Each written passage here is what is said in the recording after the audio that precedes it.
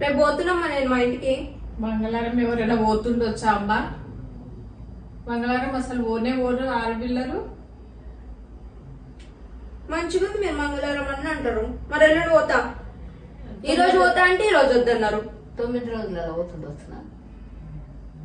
రేపు మంగళవారము, ఎల్లుండి 9 రోజులు అవుతారు. 9 రోజులలో ఓరే దొంగ కూడా ఇంటికి పోడట.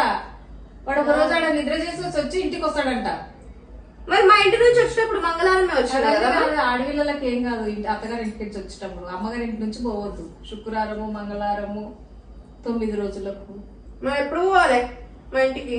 మంచిగా ఉంది, అన్ని వారాలు అన్ని. అందుకే నేను ఈరోజు పోతా అన్న. పోతా అంటే వద్దు వద్దు వద్దు అని చెప్పి ఆపిరు. అంటాము బిడ్డ కదా, ఉండాలి కదా అనుకుంటా. బాగా అంటారు. అంటే మొండిగా మాట్లాడి నేర్చుకుంటారు.